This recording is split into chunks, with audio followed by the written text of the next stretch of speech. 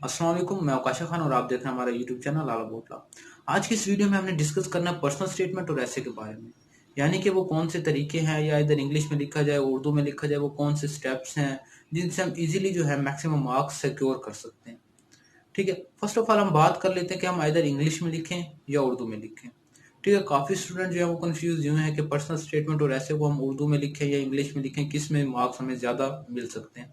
तो मैं ये बताना चाहूँगा आपको कि पर्सनल स्टेटमेंट और ऐसे को हम इधर इंग्लिश में लिखें या उर्दू में लिखें, ये मैटर नहीं करता। मैटर ये करता है कि आपने जो मटेरियल पुट किया है, मटेरियल क्या है, आपका राइटिंग वे कैसा है, आपका राइटिंग कैसी है। ठीक है, जो मटेरियल पुट किया वो रिक्वायर्ड था या नहीं था। ठीक है, फॉर एग्जांपल अगर आप इंग्लिश में लिखते हैं, आपका मटेरियल अच्छा नहीं था, आपकी राइटिंग अच्छी नहीं थी, राइटिंग स्किल्स नहीं थी और आर्टिकल्स की मिस्टेक थी, इसके अलावा आपकी टेंस की मिस्टेक थी, आपको क्या ख्याल है कि आपको नंबर मिलेंगे? मुश्किल है। इसी तरह अगर हम जाते हैं उर्दू में आप लिखते हैं, उर्दू में आपकी राइटिंग अच्छी है, राइटिंग पैटर्न अच्छा है और आपने मटेरियल अच्छा पुट किया, तो ऑफ कोर्स आपको नंबर मिलेंगे। तो सेम मैं यही कहना चाहूंगा कि ये डिपेंड नहीं करता कि आपने इंग्लिश में लिखा है या उर्दू में लिखा है। मार्क्स दोनों में मिलते हैं, आपका राइटिंग पैटर्न और जो मैटर करता है वो मटेरियल मैटर करता है। चलिए अब हम चलते हैं कि पर्सनल स्टेटमेंट को कैसे सोल्व करें। पर्सनल स्टेटमेंट में आपको पता होगा कि दो पॉसिबिलिटीज होती हैं कि या हमें कंडीशन दी गई होती है या कंडीशन नहीं दी गई होती है। इधर हम इंग्लिश में लिखें या उर्दू में लिखें।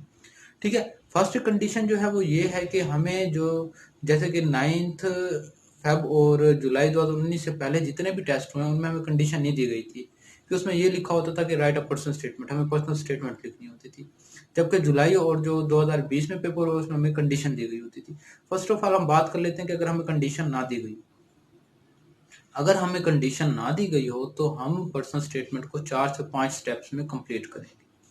जैसे कि वो स्टेप कौन से हैं? स्टेप फर्स्ट जो है वो है अपने इंट्रोडक्शन। इंट्रोडक्शन में आपने अपने फैमिली बैकग्राउंड के बारे में थोड़ा सा बताना है। स्टेप टू जो आ जाता है वो आ जाता है आपको पास्ट एक्सपीरियंस। पास्ट एक्सपीरियंस में आपका आ जाता है एजुकेशनल एक्सपीरियंस, यानी कि आपने एफएससी कहाँ से की, मैट्रिक कहाँ से की, एफएससी में कितने मार्क्स हैं, फर्स्ट ईयर में कितने मार्क्स हैं और जो है प्री मेडिकल थी या प्री इंजीनियरिंग थी। ठीक है, थर्ड स्टेप जो आ जाता है वो आ जाता है आप इस फील्ड में इंटर क्यों होना चाहते हैं, ठीक है, या क्यों इंटर हुए।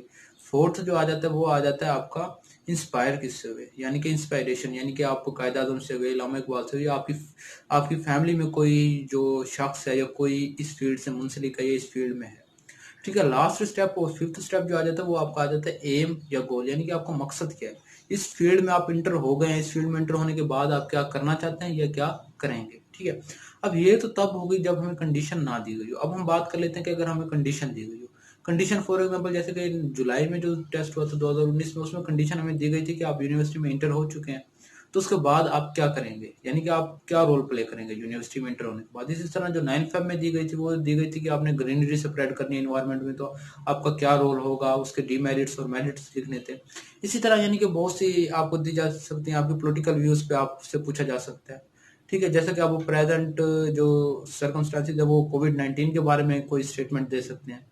ठीक है, इसी तरह अब जो इसमें मेन चीज जो है वो मैटर करता है राइटिंग स्किल्स और मटेरियल, कि आप क्या पुट करते हैं वो अब आप पे डिपेंड करता है।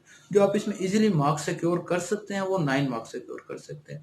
9 फेब 2020 में जो टेस्ट हुआ था वो काफी टफ था, ये सबको पता है, लेकिन उसमें भी काफी स्टूडेंट्स ने जो है वो 9 मार्क्स सिक्योर किए। ठीक है, अब हम बात कर लेते हैं ऐसे की। ऐसे में भी वही सेम पैटर्न होगा कि आपको राइटिंग स्किल्स अच्छी होनी चाहिए, राइटिंग पैटर्न अच्छा होना चाहिए, और जो मेन चीज ऐसे में मैटर करती है वो करती है कोटेशन। यानी कि आप कोटेशन लिखें बोल्ड। बोल्ड कैसे लिखने हैं, आपने उसे मार्कर से लिखनी है, यानी कि वो वाज़ह करके लिखनी है। ठीक है, और उसमें कोई आर्टिकल्स की मिस्टेक। हमारा जो मेन मकसद है वो ये है कि हमने चेकर को इम्प्रेस करना है। अब वो हमने अपनी कोशिश करनी है कि किसी तरह भी चेकर को जो है वो इम्प्रेस किया जाए। ठीक है, अब हम अपनी कोशिश करेंगे कि चेकर को या जो एग्जामिनर है उसे इम्प्रेस किया जाए। ठीक है, तो इस वे में जो है इस या इस मेथड से जो है हम चेकर या एग्जामिनर को इम्प्रेस कर सकते हैं।